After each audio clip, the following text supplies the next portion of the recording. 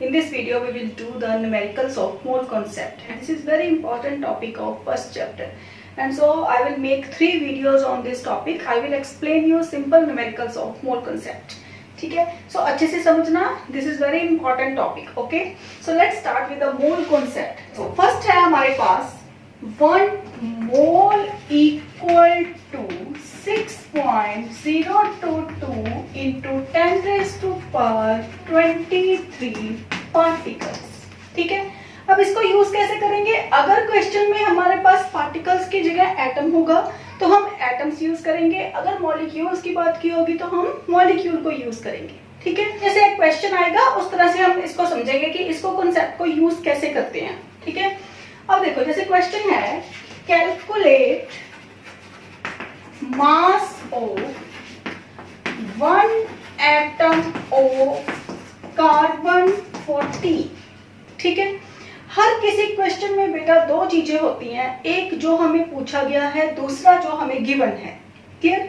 देखो मास हमें नहीं पता, मास फाइंड करना है. किसका फाइंड करना है? 1 एटम, मतलब एटम का जो नंबर है वो कितना दिया हुआ है? 1 एटम. ठीक है, किसकी बात हो रही है? कार्बन 14. क्लियर? अब यहाँ पे कार्बन 14 क्यों लिखा? क्योंकि कार्बन के 2 आइसोटॉप्स होते हैं, one is carbon 12 and second is carbon 14. तो यहाँ पे 14 लिखने का मतलब ये है कि अगर आपने इस क्वेश्चन में मास को यूज करना है तो आप 14 यूज करोगे. ठीक है, 12 यूज नहीं करोगे. ओके, सो अब देखो जैसे सपोज देखो ये क्वेश्चन इतना सिंपल है ना कि मास फाइंड करना है एक एटम का. ठीक है, कि कार्बन 14 की एक एटम है, उसका मास कितना होगा. अब सपोज करके देखो इस क्वेश्चन को ना इस तरह से लो कि मोल कॉन्सेप्ट इतना डिफिकल्ट है नहीं जितना बच्चे बना देते हैं इसको. ठीक है, इसको सिंपल वैसे सोचो. लेट अस सपोज मैं आपको पूछूं कि 10 एप्पल्स का रेट बताओ कितना होगा. क्लियर? सिंपल क्वेश्चन कि 10 पेंसिल्स या 10 एप्पल्स कोई भी चीज ले लो. ठीक है, उसका अगर मैं पूछूं कि बताओ कि 10 एप्पल्स का रेट कितना होगा. ठीक है, कितना प्राइस होगा उसका, तो आप क्या बोलोगे? किससे मल्टीप्लाई करोगे 10 एप्पल्स को? ठीक है, अगर आपको एक एप्पल का या एक स्टैंडर्ड चीज पता होगी कि 1 apple is equal to 20 rupees, तो 12 एप्पल्स कितने के होंगे? 12 इंटू 20. ऐसे ही करते हैं ना हम. जैसे सपोज एक चेयर है हमारे पास 500 की, तो फिर आप बताते हो कि 5 चेयर्स कितने की आएंगी या 10 चेयर्स कितने की आएंगी. ठीक है, तो उसी तरीके से उसी मेथड से हमने ये देखना है. क्लियर? देखो mass, calculate mass of 1 atom of carbon 14. तो अब हमें पहले, जैसे हमें एक चेयर का पहले पता होना चाहिए या हमने केजी में फाइंड करना है तो हमें केजी में फाइंड पता होना चाहिए कि मास के अकॉर्डिंग या वे के अकॉर्डिंग उसका रेट कितना होगा. तो उसी हिसाब से हमें यहाँ भी उसका एक स्टैंडर्ड जो है मास वो पता होना चाहिए. ठीक है, तो उसके लिए हर क्वेश्चन में आपको एक स्टैंडर्ड वैल्यू पता होगी. वो जो स्टैंडर्ड होगी ना वो यहाँ पे क्वेश्चन में नहीं गिवन होगी, वो आपको खुद को पता है. ठीक है, जैसे यहाँ पर मास की बात हुई है तो मास मतलब कार्बन का मास यहाँ पे गिवन है 14. ठीक है, तो ये हो गया हमारे पास 14 ग्राम. ओके, अब आया 1 एटम. 1 के साथ क्या लगा हुआ है? एटम. इसका मतलब एटम्स की स्टैंडर्ड कंडीशन देखो हमने क्या लिखा है? 6.022 into 10 raised to power 23 particles. इसका मतलब यहाँ पे एटम्स भी हो सकते हैं, मॉलिक्यूल्स भी हो सकते हैं. जैसे मैंने आपको लास्ट वीडियो में बताया था कि अगर थिंग्स की बात करते हैं तो वो थिंग्स जैसे 12 डजन इक्वल टू या 1 डजन इक्वल टू 12 थिंग्स. तो वहां पे बताया था ना मैंने कि थिंग्स हैं जो वो कोई भी हो सकती हैं, एप्पल, बनाना, पेंसिल्स, कुछ भी ले लो. वो हमें एक स्टैंडर्ड है कि 12 चीजों को हम 1 डजन के बराबर बोलते हैं. ठीक है, सो इसी तरह हम केमिस्ट्री में क्या यूज करते हैं? Atoms, molecules, ions, particles. तो यहाँ क्वेश्चन में हमारे पास क्या है? एटम. ठीक है, तो इसका मतलब ये जो 14 ग्राम मास है ये कितनी एटम्स का मास है हमारे पास? 6.022 into 10 raised to power 23 atoms का मास. क्लियर? आई होप आप सबको समझ आ रहा है. तो इसको ध्यान से देखो बेटा कि ये लिखा कैसे है. एटम्स की स्टैंडर्ड कंडीशन, एटम जहां भी आ जाए क्वेश्चन में आपने क्या लिखना है? 6.022 into 10 raised to power 23 atoms. ठीक है, मास जो मास है, अगर सपोज यहाँ पे 14 ना गिवन होता तो हम क्या लिखते हैं 12, क्योंकि स्टैंडर्ड मास जो हम स्टैंडर्ड कार्बन यूज करते हैं नॉर्मली वो 12 ग्राम ही यूज करते हैं, ठीक है। अब देखो इतनी एटम्स का मास 14 ग्राम है, तो फाइंड क्या करना है 1 एटम का, तो 1 एटम इक्वल टू क्या आएगा 14 divided by 6.022 into 10 raise to power 23। तो ये क्या आ गया हमारे पास 1 एटम का मास। क्लियर। अब देखो, अब स्टूडेंट कई बार गलती ये भी कर देते हैं कि 14 को इधर लिख देते हैं, एटम्स को इधर, ठीक है। वो कैसे पता लगेगा, उसके लिए एक सिंपल, जो चीज फाइंड करनी है, क्या फाइंड करना है हमने प्रेजेंट क्वेश्चन में, मास, तो मास को हम राइट साइड लिखेंगे, ठीक है। जो चीज भी फाइंड करनी है उसको राइट साइड लिखो और उसके बाद सिंपल क्वेश्चन सॉल्व कर दो। बहुत ही सिंपल है। जैसे एक पेंसिल है 10 रुपीज की, ठीक है, तो 20 पेंसिल्स कितने की होंगी, तो आप इजिली बता देते हो ना। या मैं बोलूं कि 20 पेंसिल्स तो 200 की हैं, तो एक पेंसिल का रेट बताओ। मतलब है क्या, या तो आपने मल्टीप्लाई करना है या डिवाइड कर, बस इतना ही है, ठीक है। इसके जैसे और क्वेश्चंस करते हैं। क्लियर। ओके, नेक्स्ट क्वेश्चन है हमारे पास, calculate mass of 1 molecule of N2, ठीक है। सबसे पहले आप ये देखो इस क्वेश्चन में है क्या, मास फाइंड करना है, जैसे हमने पहले क्वेश्चन में किया है। तो दिया क्या है 1 मॉलिक्यूल, वहां पे क्या था 1 एटम, यहाँ क्या है मॉलिक्यूल, ठीक है। कोई फर्क नहीं, जैसे हम सपोज करो कि पहले हमने पेंसिल्स का मास फाइंड कर लिया, अब हमने फाइंड करना है रबर्स का, ठीक है, या चेयर्स का, तो कोई फर्क नहीं पड़ता यहाँ पे, ठीक है। लेकिन यहाँ क्या है देखो कि यहाँ क्या गिवन है N2, and we know N2 is a molecule, because N, simple N जो अकेली अगर हम सिर्फ N को देखें वो एटम है, तो N2 में क्या हुआ 2 एटम्स आ गए, तो इसका मतलब ये क्या है मॉलिक्यूल। और ये कौन सा मॉलिक्यूल है, बताया था ना मैंने आपको वीडियो में कि N2 is a homo atomic molecule, ठीक है। अब देखो इसको कैसे करेंगे। अब देखो मास किसका, N2 का, आपको पता है एक N का मास कितना होता है 14 और 2 N का मास N2 का कितना होगा 28।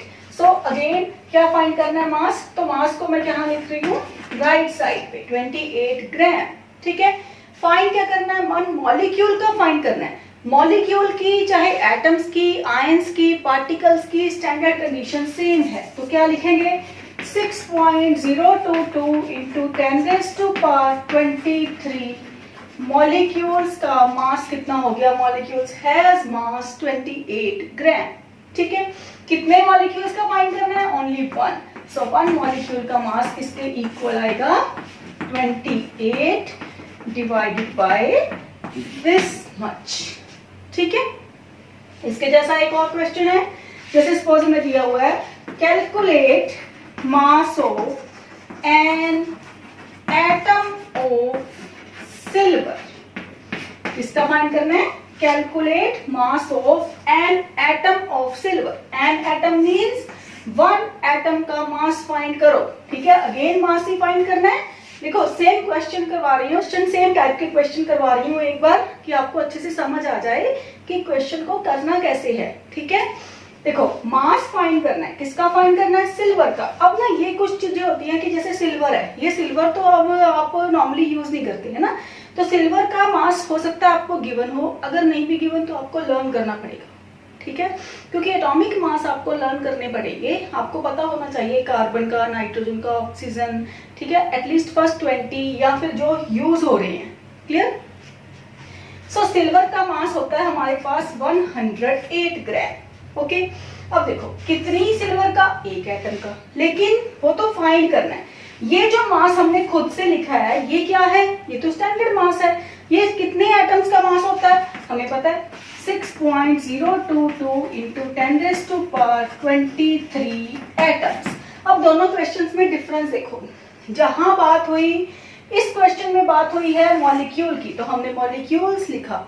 इस क्वेश्चन में बात हो रही है एटम्स की, तो हमने एटम्स लिखा, ठीक है। और मोरओवर डिपेंड ये भी करता है कि यहाँ पे क्या गिवन है, ठीक है। अगर यहाँ मॉलिक्यूल हो और आप यहाँ पे एटम लिख दो तो वो गलत है, ठीक है। उसके जैसा भी एक टाइप करवाऊंगी, लेकिन ये चीज जरूर देखनी है कि एटम की बात हुई है तो एटम ही है, जैसे यहाँ पे सपोज उसने बात की होती 1 एटम ऑफ N2, तो आप यहाँ पे ये नहीं लिख सकते थे कि एटम्स ऑफ इक्वल टू 28 ग्राम, ठीक है, तो फिर वो गलत हो जाना था। क्लियर? सो ये चीज देखनी बहुत जरूरी है कि N2 है तो मॉलिक्यूल ही लिखा है, एटम्स भी लिखा हो सकता है लेकिन उसको थोड़ा डिफरेंट वे से करेंगे, ठीक है। सो अब देखो इतनी एटम्स का मास किसके इक्वल आ गया 108 ग्राम के, तो कितनी एटम का पूछा है 1 का, तो 1 एटम का मास 108 डिवाइडेड बाय 6.022 इंटू 10⁻23। तो ये सिंपल कैलकुलेशन है, इसको सॉल्व कर लो और जितना आंसर आएगा वो क्या होगा, एक एटम का मास, ठीक है। सो अब नेक्स्ट करते हैं, ठीक है। इसको अब नेक्स्ट कौन सी टाइप करेंगे, अब नेक्स्ट टाइप करते हैं, वो टाइप होगी इससे रिवर्स, ठीक है, कि अगर मास गिवन है और आपने फाइंड क्या करना है, नंबर ऑफ मॉलिक्यूल्स या नंबर ऑफ एटम्स। क्लियर? वो देखो नेक्स्ट क्वेश्चन है हमारे पास, calculate number of atoms in 52 mole of argon, ठीक है। आर्गन ले लो या कैल्शियम ले लो, कोई भी ले लो एटम। क्लियर? अब देखो क्वेश्चन में क्या है, फाइंड क्या करना है, नंबर ऑफ एटम्स।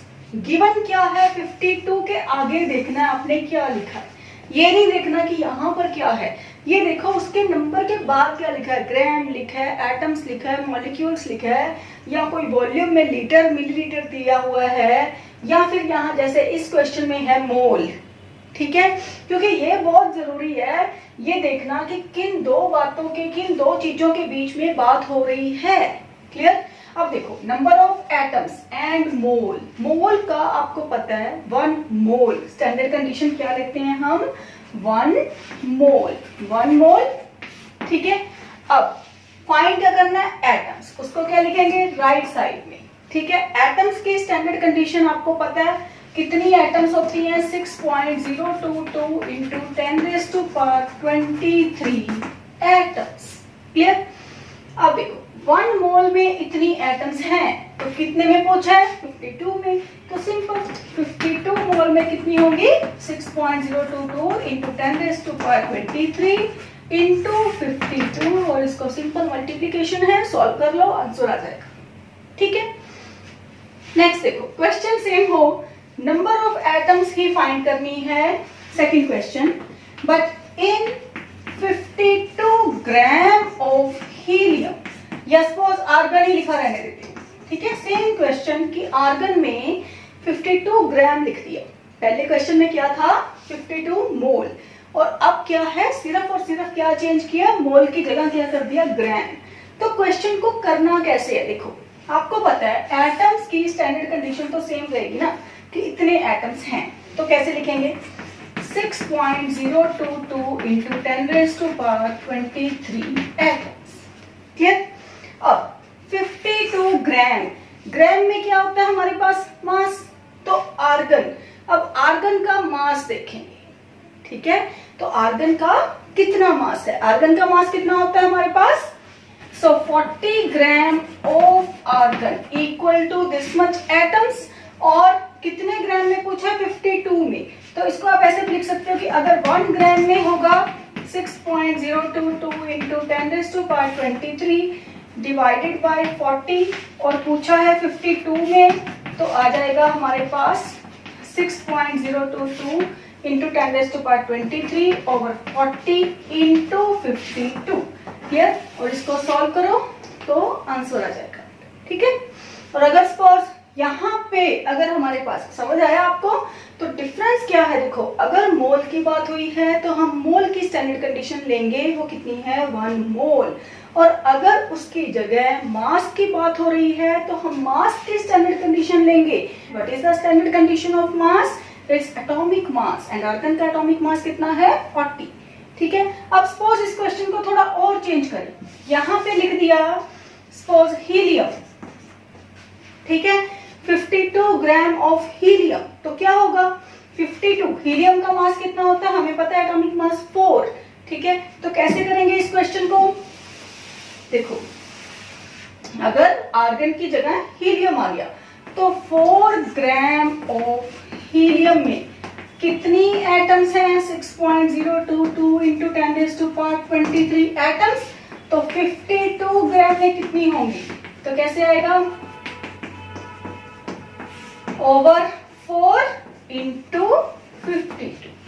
क्लियर? अब अगर तो मोल है, चाहे यहाँ पे मैं आर्गन लिखूं, चाहे हीलियम, चाहे नियोन, चाहे कैल्शियम, तो क्वेश्चन का आंसर सेम रहेगा, उसमें कोई भी फर्क नहीं आएगा। ठीक है, कोई डिफरेंस नहीं है। क्यों? क्योंकि आर्गन एटम तो यूज ही नहीं हो रही। ठीक है, उसका कुछ भी यूज नहीं किया, उसका क्या यूज करना है हमने? मास। लेकिन अगर यहाँ पे मास गिवन है, ग्राम है, तो हम उसका एटॉमिक मास देखेंगे, फिर क्वेश्चन का जो है पैटर्न वो चेंज हो जाएगा, वो डिफरेंट आएगा। ठीक है, वो चेंज हो जाएगा। क्लियर? ये था हमारे पास सिंपल कॉन्सेप्ट कि अगर मास कैसे फाइंड करना है, एटम्स गिवन है या मॉलिक्यूल्स गिवन है, या फिर उल्टा कि अगर मास गिवन है और एटम्स फाइंड करनी है। ठीक है, अब करते हैं अगर मोल फाइंड करनी है। ठीक है, तो अगर इस मेथड से करोगे ना, तो कोई भी आपका मोल कॉन्सेप्ट में एक भी क्वेश्चन ऐसा नहीं होगा जिसमें आपको कोई प्रॉब्लम आएगी। अब देखो, क्वेश्चन है calculate number of moles in 7.85 gram of iron. ठीक है, एक फर्स्ट टाइप देखते हैं। फाइंड क्या करना है? Number of moles. गिवन क्या है? मास। ठीक है, इसके लिए ना एक फॉर्मूला भी होता है कि number of moles equal to mass over molar mass. क्या होता है? Moles equal to mass over atomic mass और मास ओवर मोलर मास। ठीक है, एटॉमिक मास कब यूज करेंगे? अगर एटम की बात हो रही है। मोलर मास कब यूज करेंगे? अगर मॉलिक्यूल की बात हो रही है। ठीक, लेकिन देखो, अगर आप जैसे मैंने पहला कॉन्सेप्ट करवाया उसके हिसाब से करोगे तब भी यही फॉर्मूला बनेगा। ठीक है, लेकिन उसमें क्या होता है कि ये आपको याद रखना पड़ेगा कि क्वेश्चन में मास है या नहीं। ठीक, इसका भी एक ड्रॉबैक होता है कि स्टूडेंट क्या करते हैं, अच्छा जी मोल्स का फॉर्मूला तो ये है, उन्होंने ये नहीं देखना कि यहाँ पे एटम्स की बात हुई है या मॉलिक्यूल्स की बात हुई है, उन्होंने सीधा वही वाला फॉर्मूला एटम्स का इसमें अप्लाई कर देते हैं। ठीक है, सो इसलिए मैं आपको सजेस्ट करूंगी कि आप ये वाला डायरेक्ट फॉर्मूला ना अप्लाई करके जो मैंने आपको जैसे जिस मेथड से करवाया है उस मेथड से ही करो। ठीक है, सो अब देखो, मोल की स्टैंडर्ड कंडीशन क्या है हमारे पास? 1 मोल 7.85 ग्राम। जब ग्राम गिवन है तो इसका मतलब क्या हम यूज करेंगे? स्टैंडर्ड मास। तो किसकी बात हो रही है? आयरन। आयरन का मास कितना होता है? 56 ग्राम। ठीक है, तो कई बार हम कितना लेते हैं? 55.8। अगर आप 56 भी लिखोगे देन इट्स ओके। ठीक है, देखो इसको मैंने ऐसे लिख दिया, लेकिन उसके बाद आप देखो कि फाइंड क्या करना है। ठीक है, फाइंड क्या करना है? मोल। सो इसको हमने राइट साइड की तरफ लिखना है।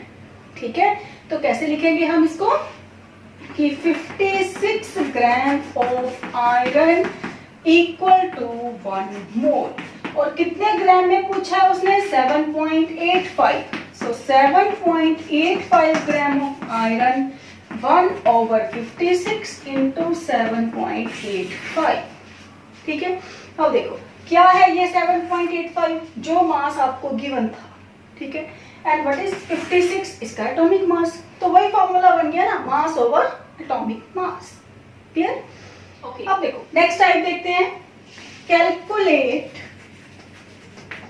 Number of molecules and number of atoms in 11.2 liter of O2 at NTP। इस क्वेश्चन को ध्यान से समझना बेटा। दिया क्या है? देखो, दोनों ही चीजें पूछी हैं एक ही क्वेश्चन में, मॉलिक्यूल्स भी पूछे हैं एंड एटम्स भी पूछे हैं। ठीक है, और किसकी बात की है? 11.2 लीटर की। लीटर में क्या होता है? वॉल्यूम। तो वॉल्यूम की जो NTP है, this is normal temperature pressure, यहाँ पे STP भी होता है। ठीक है, तो उसका मतलब क्या है? Standard temperature pressure. So NTP, इस पे जो वॉल्यूम की स्टैंडर्ड कंडीशन है वो होती है हमारे पास 22.4 लीटर। ठीक है, ये जो कंडीशन है ये हमेशा मॉलिक्यूल्स पे अप्लाई होगी, क्योंकि गैसेस का वॉल्यूम है, गैसेस पे क्या लेंगे हम, मॉलिक्यूल्स। ठीक है, तो O2 मॉलिक्यूल्स की स्टैंडर्ड कंडीशन क्या होती है हमारे पास, 6.022 into 10 raised to power 23 molecules equal to this much liter, 22.4 litre. ठीक है, अब कैलकुलेट क्या करना है, मॉलिक्यूल, तो इसको क्या लिखेंगे हम, राइट साइड। ठीक है, तो कैसे आएगा, 22.4 litre of O2 equal to 6.022 into 10 raised to power 23 molecules। कितने लीटर में पूछा है, 11.2 लीटर में। तो यहां तक तो सिंपल है। ठीक है, कि 10 raised to power 23 over 22.4 into 11.2, ये क्या होगा, कैंसिल, 2 से ये कैंसिल, तो कितनी वैल्यू आएगी, 3.0 into 10 raised to power 23 molecules। ठीक है, इसकी मैंने कंप्लीट जो कैलकुलेशन है वो की है। क्यों की है, क्योंकि यहाँ पे हमने फर्दर अभी करना है, क्या करना है, हमने नंबर ऑफ एटम्स फाइंड करने हैं। ये हमारे पास क्या आए हैं, मॉलिक्यूल्स। क्लियर, अब देखो एक वर्ड होता है हमारे पास, एक डेफिनेशन होती है एटॉमिसिटी। क्या होता है, एटॉमिसिटी। ठीक है, एटॉमिसिटी का मतलब होता है जैसे एक मॉलिक्यूल है वो कितने एटम से मिलके बना है, जैसे O2 वो kiतने एटम से मिलके बना है, 2, तो इसका मतलब इसकी एटॉमिसिटी कितनी है, 2। सो इसको कैसे करेंगे कि 1 मॉलिक्यूल इक्वल टू 2 एटम्स।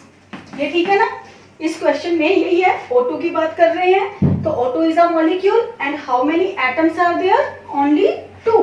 सो अगर एक मॉलिक्यूल ऑफ O2 में 2 एटम्स हैं, तो आप बताओ कि 3.011 into 10 raised to power 23 molecules में कितनी एटम्स होंगी, तो उसको 2 से मल्टीप्लाई कर देंगे। ठीक है, सो इतने मॉलिक्यूल्स में कितनी एटम्स होंगी, 2 into 3.011 into 10 raised to power 23, तो उतनी वैल्यू ही आ गई 6.022 into 10 raised to power 23 atoms. ठीक है, तो जब भी आपने इस क्वेश्चन को सॉल्व करना है तो साथ में लिखना जरूर है कि आप किसकी बात कर रहे हो। अगर मॉलिक्यूल्स फाइंड कर रहे हो तो मॉलिक्यूल्स लिखो, एटम्स फाइंड कर रहे हो तो एटम्स लिखो। ठीक है, सो आई होप आप सबको समझ आया है। ओके, सो अगर कोई भी प्रॉब्लम हो then you can ask me any time. So thank you बेटा, थैंक यू फॉर वॉचिंग।